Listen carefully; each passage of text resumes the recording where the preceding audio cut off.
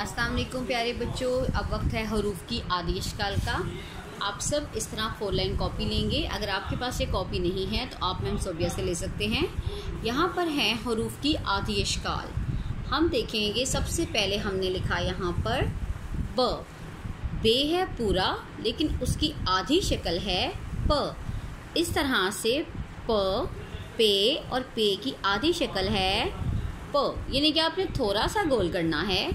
उसके बाद है त के ऊपर 2 नुक्ते।